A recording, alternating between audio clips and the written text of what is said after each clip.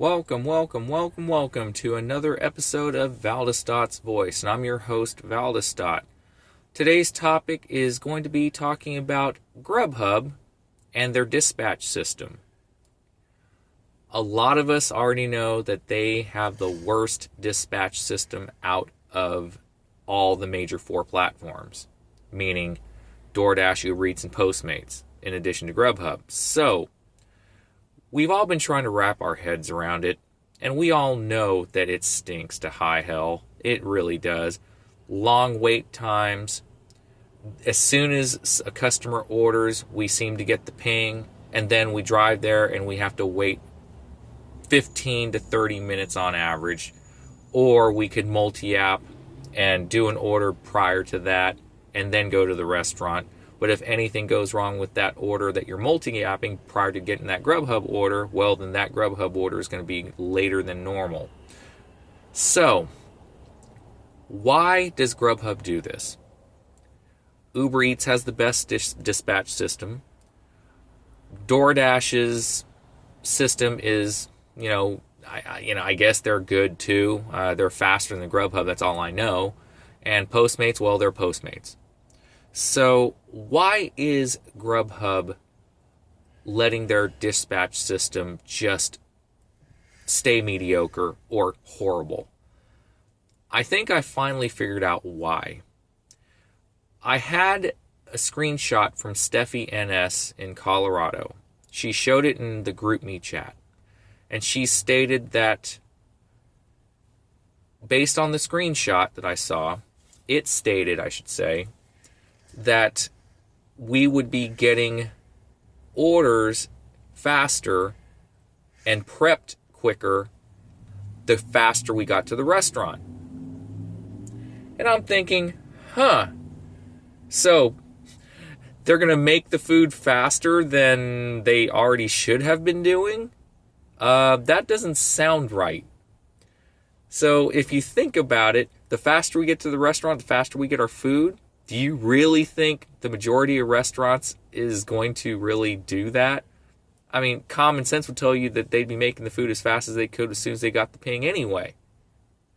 So, here's the thing.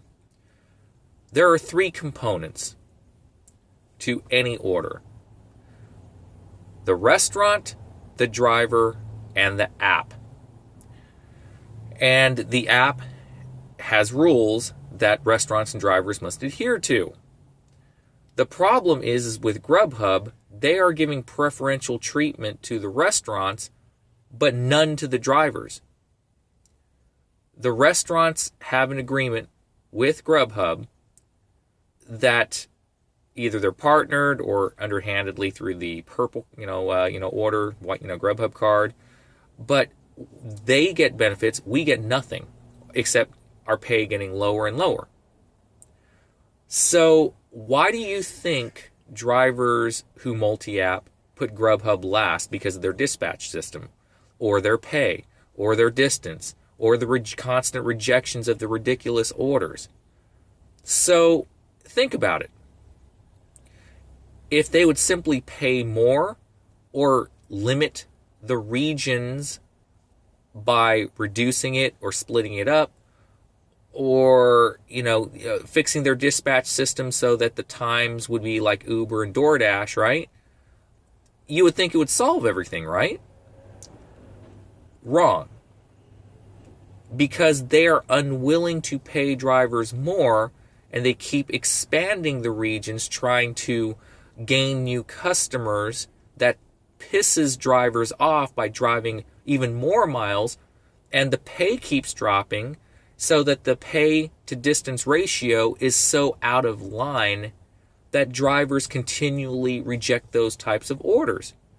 So why would they ever want to fix their dispatch system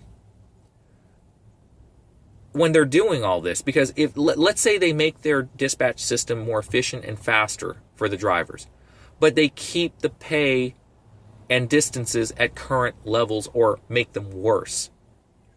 That means there's going to be a lot more rejections. That means it's going to take a lot more time to find a driver that's willing or stupid enough to take that order. they may have to wait 15, 20 minutes just to find a driver willing or stupid enough to take this particular order. So there is no need to fix the dispatch system because it won't solve the underlying problem of drivers rejecting these orders that customers 20 miles away are able to order from a restaurant, that drivers are unwilling to go that one-way trip for 20 miles for only $12. Do you kind of see where I'm coming from, guys? They will not fix the dispatch system because they are unwilling to pay the drivers more or limit the miles that the drivers drive to, or limit the customers from ordering from restaurants that are excessively far away. So that is why GrubHub is not fixing it, because they won't or they can't. Take your pick. Because if they do, the orders that are late are going to become even later.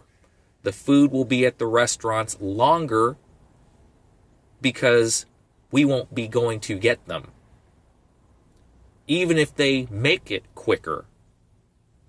So hopefully, GrubHub, if you're listening, your model is just going to hurt the customers even more, and your model is creating a death spiral for your idiotic methodology and company. This is a recipe for failure. End of story. Recipe for failure. And if you are trying to fail, you're doing a great job. But if you honestly are trying to succeed and pass the number 2 and get back to the number 1 position, this is the wrong way of doing it. So, those are my thoughts. Comment below if you agree or disagree. And, all I can say is this is going to be a stormy 2020 for GrubHub if they keep doing what they're doing, hoping that drivers are going to take these long-distance, low-pay offers. So, have a great day, folks. Make your money, and be safe out there. And I'll talk to you all later.